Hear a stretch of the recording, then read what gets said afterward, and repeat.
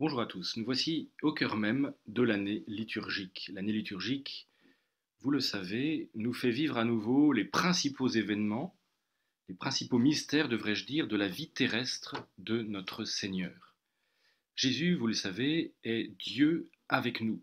Il est le Verbe fait chair pour notre salut. Ces mystères sont donc les mystères de notre salut. Et nous revivons chaque année tous ces mystères, l'Annonciation, la Nativité, la présentation au Temple, le baptême de notre Seigneur, sa vie publique, sa passion, sa mort, sa résurrection, son ascension et l'effusion du Saint-Esprit à la Pentecôte. Et ces mystères nous sont rendus présents par leur mérite, comme si nous y avions assisté autrefois.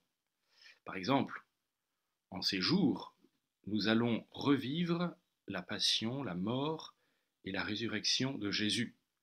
Nous allons, par ces mystères, mériter pour nous une plus grande mort au péché et la vie éternelle au ciel. Nous allons suivre Jésus dans cette mort et dans cette résurrection. Je vous le disais donc, nous sommes au cœur même de l'année liturgique. Pourquoi ? Parce que tout simplement, la passion et la résurrection de Jésus sont les mystères essentiels, centraux de sa mission de rédemption. Il est venu sur terre pour cela, par amour. Alors saint Paul nous avertit au début de cette grande semaine. Nous l'avons entendu dans l'épître, peut-être vous l'avez-vous lu, dans l'épître de dimanche dernier. Hoc enim sentite in vobis quodet in Christo Jesu. Ayez les mêmes sentiments dont était animé Jésus-Christ. Préparez-vous donc maintenant, plus qu'à tout autre moment de l'année liturgique, à imiter Jésus, à entrer dans ses sentiments, à compatir à ses souffrances, mieux, à unir vos souffrances aux siennes pour pouvoir participer à la gloire de sa résurrection. Alors comment faire pour sentir ce que Jésus a ressenti en ces jours saints?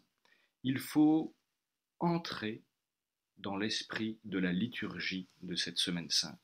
Par la liturgie, nous allons revivre le drame de notre rédemption. C'est le drame de notre rédemption tel qu'il s'est déroulé il y a 2000 ans qui va prendre forme, qui va se dérouler sous nos yeux et dans notre cœur. Alors il y a une chose importante aussi à avoir à l'esprit avant d'entrer dans le vif du sujet. C'est l'identité entre la liturgie du ciel et la liturgie de la terre. Et oui, le culte continue au ciel, et essentiellement d'ailleurs dans sa forme d'adoration. Et ce culte constitue d'ailleurs l'essentiel de l'activité des élus. Il y a donc une seule liturgie à laquelle préside le Christ dans la splendeur des cieux et ici-bas dans les splendeurs de l'Église militante, mue par la foi et vivifiée par le Saint-Esprit. La liturgie de la terre, comprenez bien, doit donc être le reflet le moins pâle possible des splendeurs de la liturgie du ciel qui sont décrites par saint Jean dans l'Apocalypse. Alors, le trait d'union entre le ciel et la terre, c'est précisément l'autel majeur de nos églises. Dans nos autels réside Jésus substantiellement. Au tabernacle se trouve Jésus glorieux au ciel. Le trait d'union entre le ciel et la terre se fait donc particulièrement à l'autel majeur de nos églises. Donc l'église, je parle de l'église bâtiment avec un petit e, l'église qui abrite la liturgie terrestre, qui sert d'écrin à la liturgie terrestre, est un reflet du ciel. Le ciel qui est le théâtre de la liturgie céleste. Voilà pourquoi nous trouvons dans nos églises au moins un autel et des statues de saints, pour qu'elles nous évoquent le ciel. Et vous avez certainement remarqué que les statues et les croix sont voilées chaque année au début du temps de la Passion, 2 semaines avant Pâques. C'est précisément pour nous faire revivre l'exil de nos premiers parents. Rappelez-vous, après leur péché, Nos premiers parents ont été chassés du paradis, dont la porte a été fermée derrière eux. Et depuis ce temps, le ciel était inaccessible.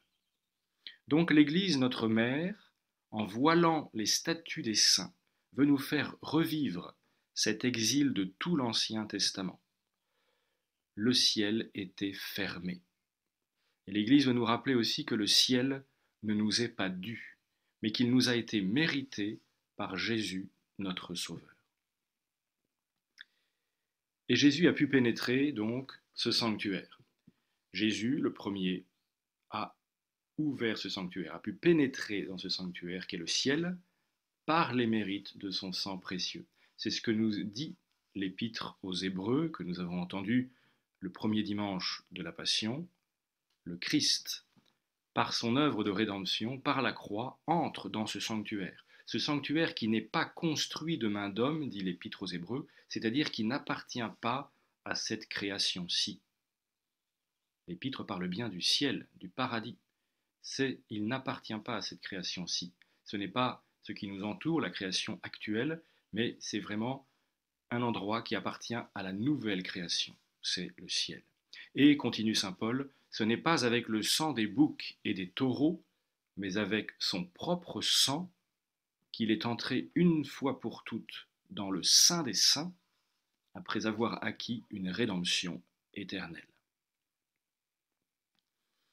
Vous avez sans doute remarqué, lorsque vous avez assisté à la cérémonie du dimanche des rameaux l'an dernier ou les années précédentes, au retour de la procession, le cortège a trouvé la porte de l'église fermée, empêchant le cortège présidé par le célébrant, qui représente le Christ, d'entrer dans l'église. C'est la représentation, le symbole de la porte du ciel qui est fermée.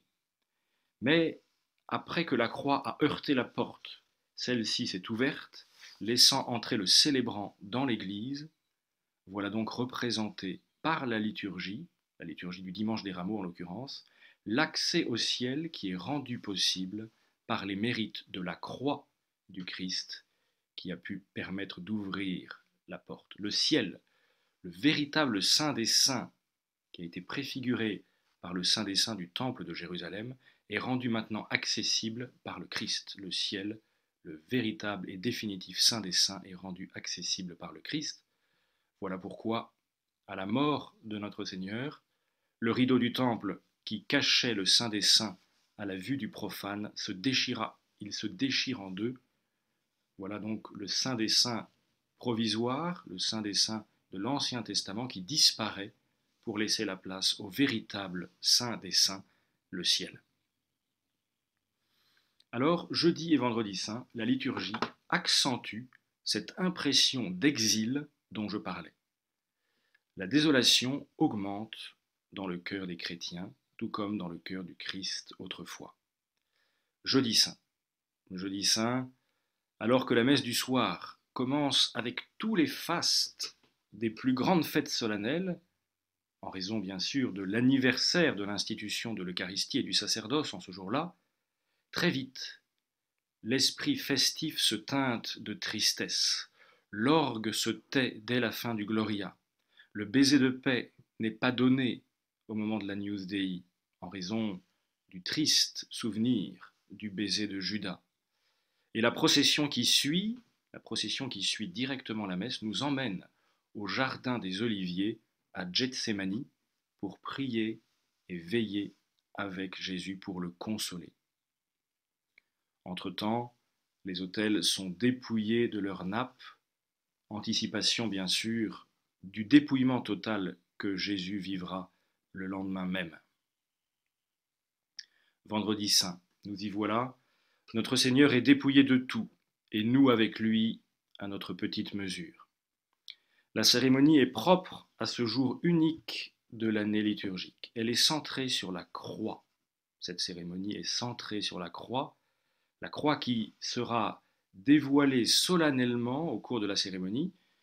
Cette croix, évidemment, qui était voilée, couverte depuis 10 jours, elle sera dévoilée et adorée immédiatement par tous, à commencer par le célébrant et par tous les fidèles ensuite.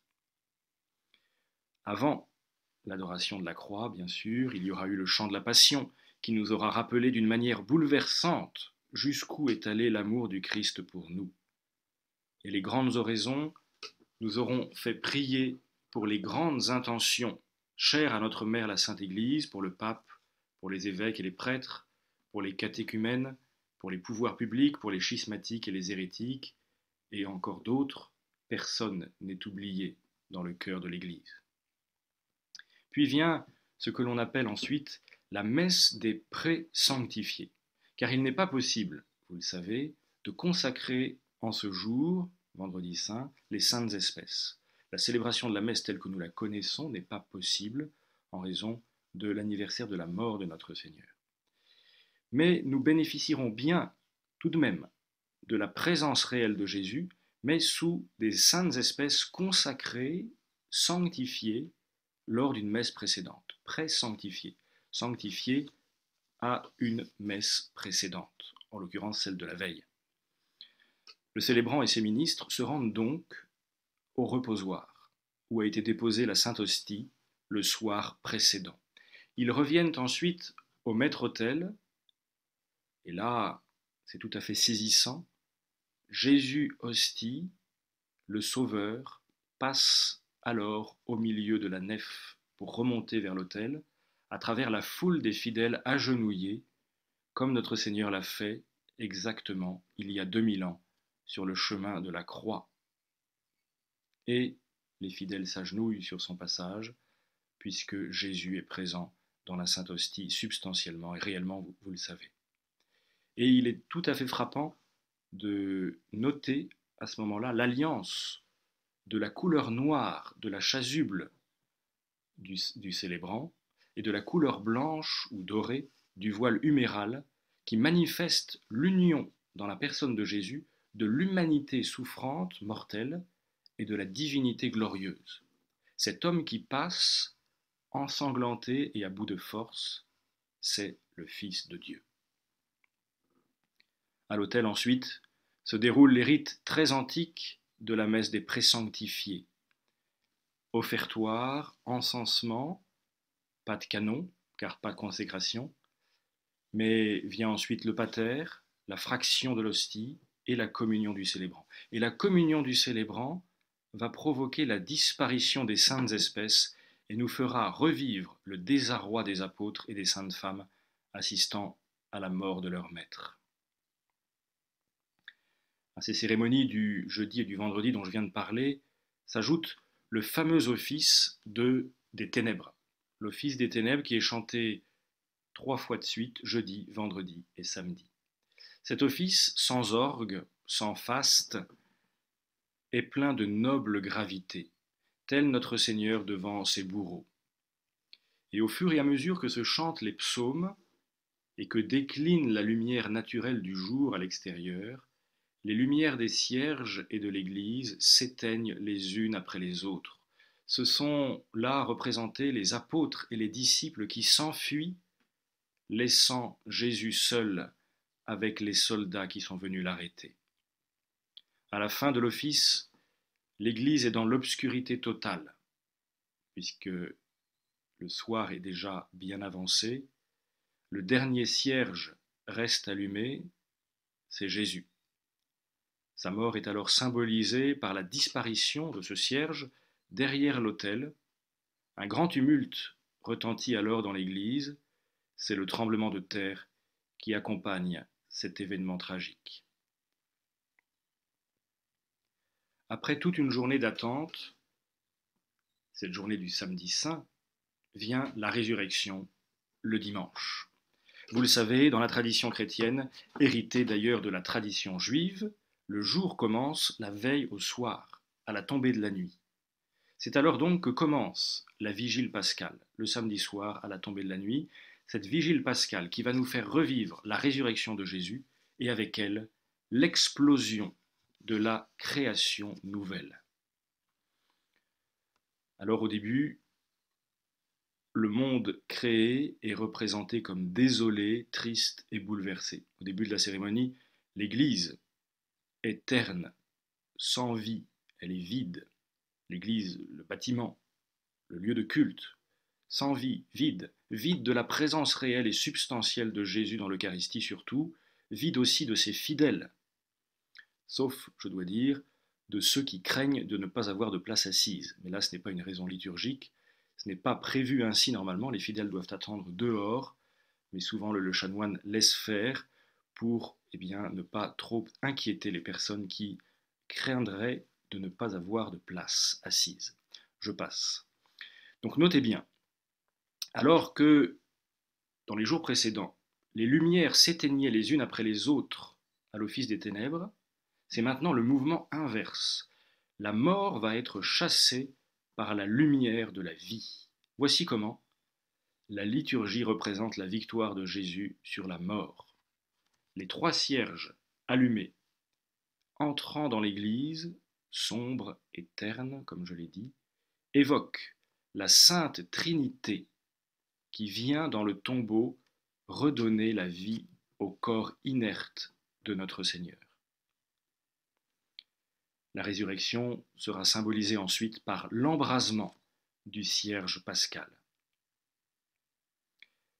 Le cierge pascal qui représente notre Seigneur. J'y reviendrai juste après.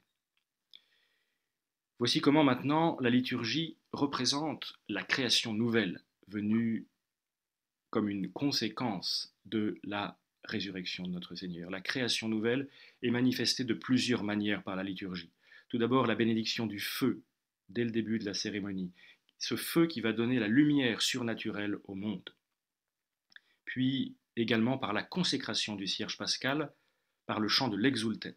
L'exultet consacre le cierge pascal. Le cierge pascal devient le symbole de la présence corporelle du Christ après sa résurrection. Voilà pourquoi ce cierge, durant le chant de l'exultet, est percé de 5 grains d'encens qui représentent les 5 plaies de notre Seigneur, qui représentent son sacrifice d'agréable odeur auprès du Père. Un autre moyen utilisé par la liturgie pour manifester la création nouvelle, c'est la lumière du cierge pascal, de laquelle jaillit la lumière pour toute l'Église. Le Christ est vraiment la lumière du monde. Les leçons aussi vont évoquer la première création, figure de la nouvelle, et l'ancienne alliance, préparation à la nouvelle et éternelle, scellée dans le sang du Christ.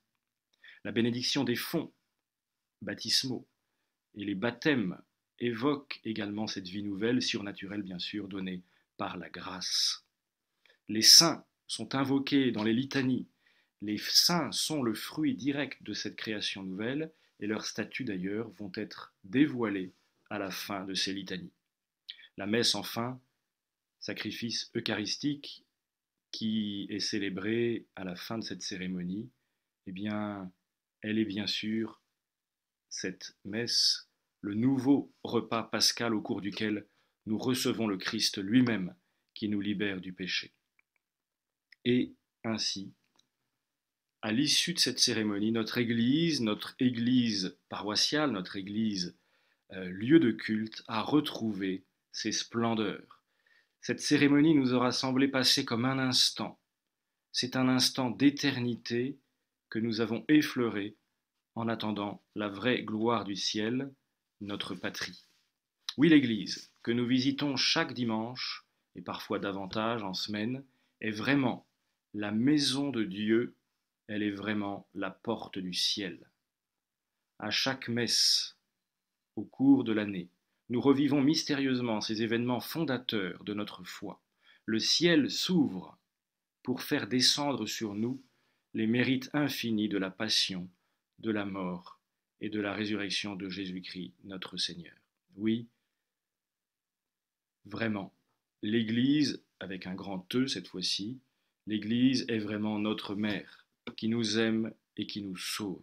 En nous donnant cette liturgie grandiose, elle excite en nous l'amour que nous portons à son époux, le Christ. Il n'y a pas de plus grand amour que de donner sa vie pour ceux que l'on aime. Jésus nous aime infiniment, il nous l'a montré par son sacrifice suprême. Donnons-lui notre vie en retour.